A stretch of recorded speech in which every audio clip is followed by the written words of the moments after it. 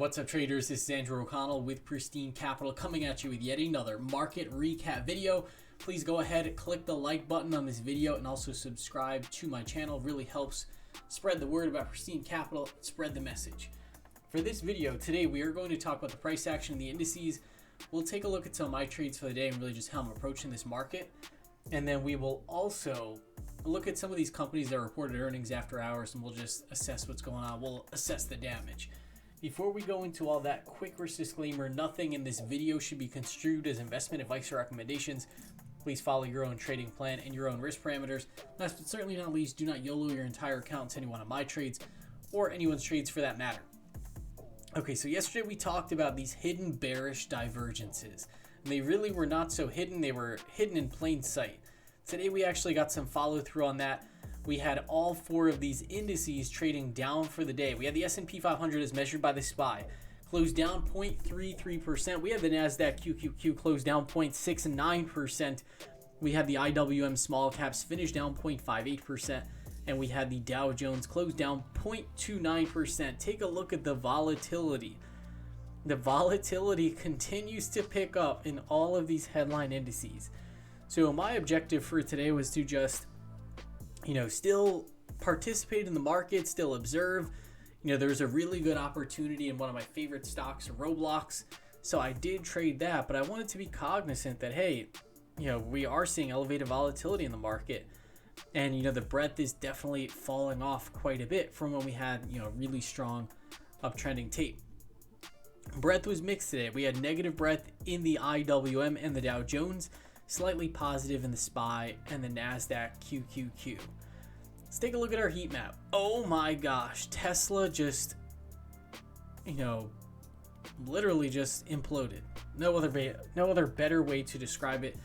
Down almost 12% on the session. So anyone that was trading, short-term Tesla weekly calls, it was a great trade for a while, but yeah, today was kind of like the end of that little sequence.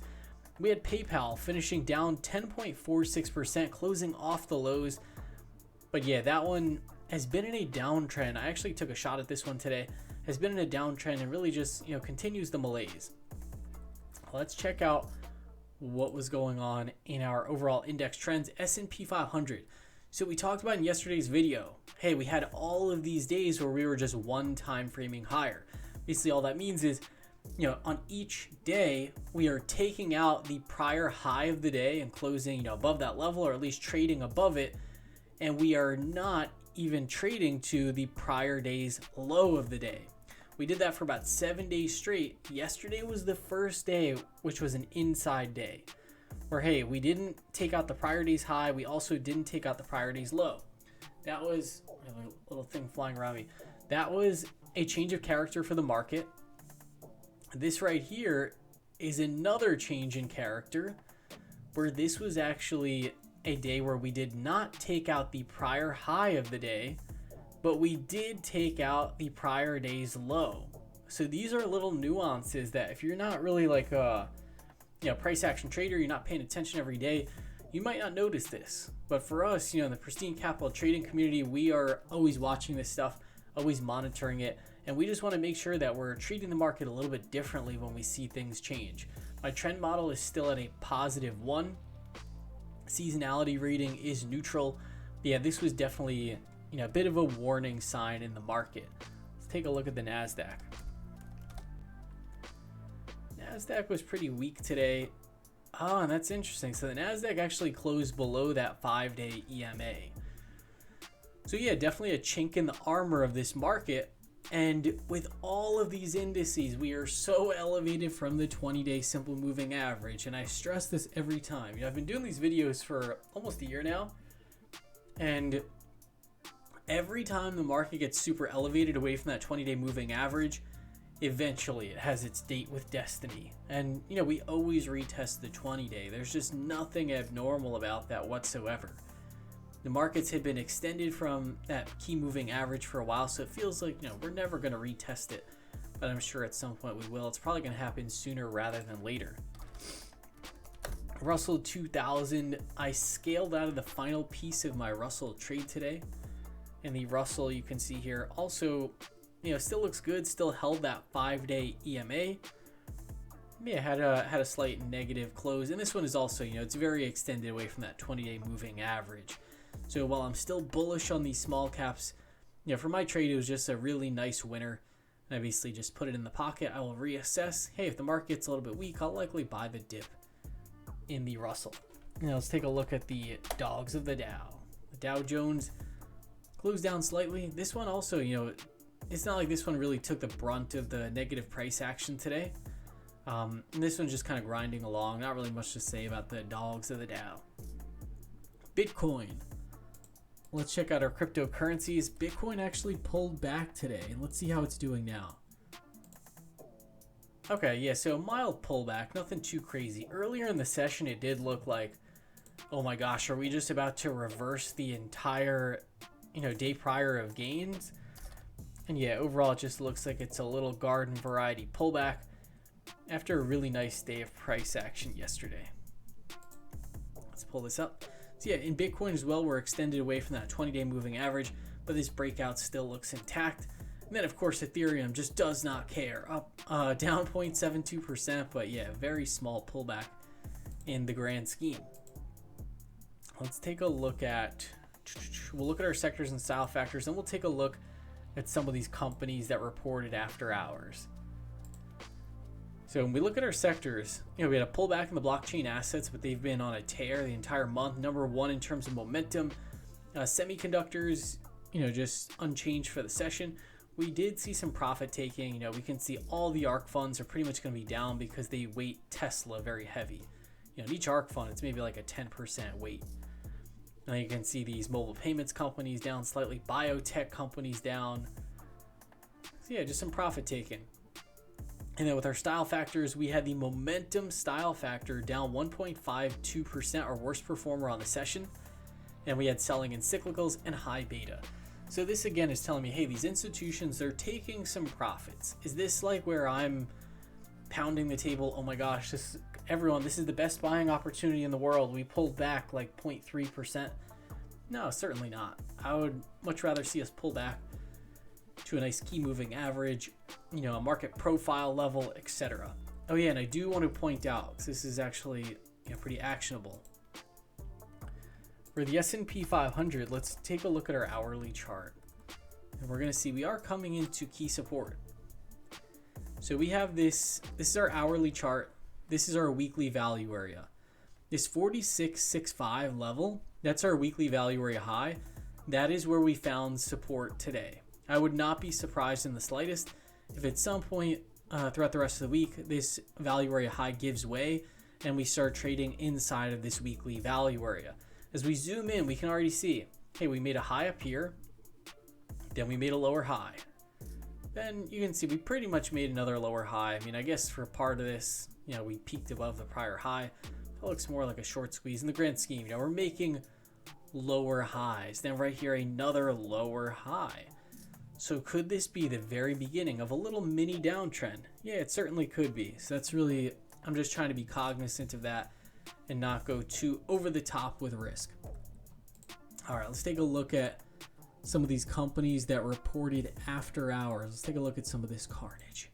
Now, it's really not that bad. We had Pubmatic. This company is going to set up a power earnings gap up 23% after hours after reporting earnings. DoorDash also looks really good after reporting earnings. Ring Central.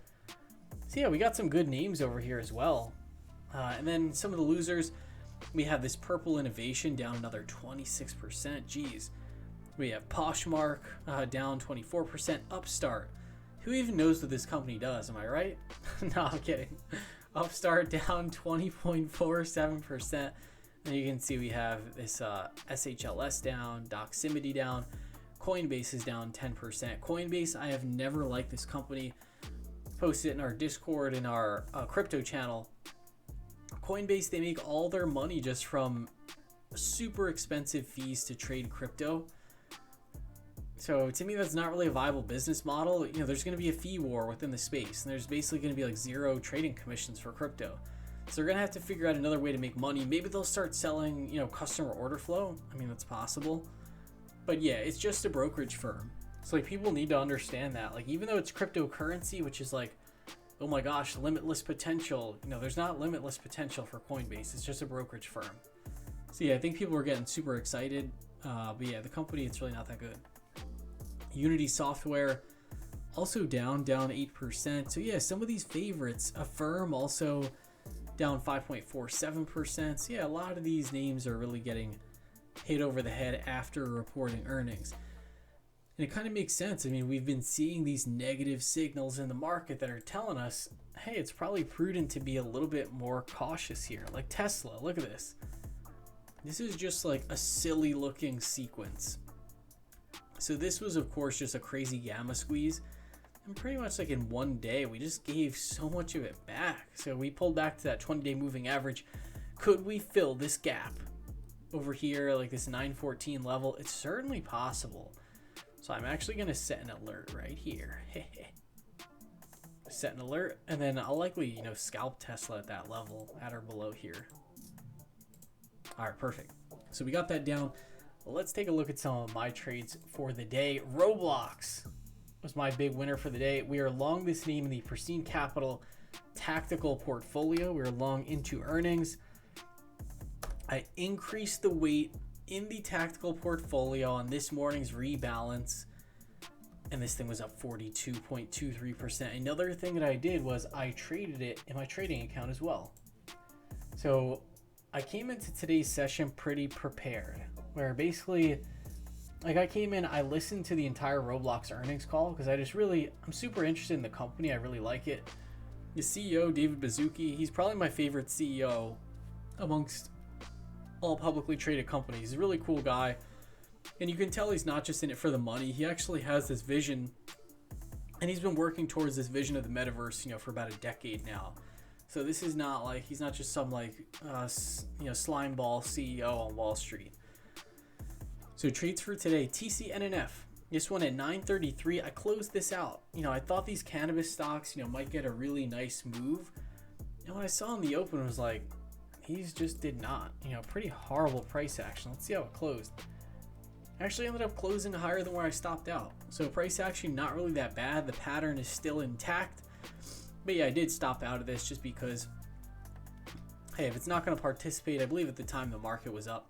So yeah, I'll keep watching these, but yeah, took that paper cut loss. And Roblox, I got long this. Oh, that was actually yesterday. Jeez, I'm like getting my dates mixed up. So I already talked about that TCNNF yesterday. Anyway, that was November 8th. Boom, I'll edit that out of this video. No, probably not. Roblox, I got long this one at 7:56 a.m. Like, I trade so much that sometimes it just kind of blurs together. Roblox, I got long these common shares in the pre-market for 96.85. I knew this stock was going to have a really good day just because I know no one's overweight it.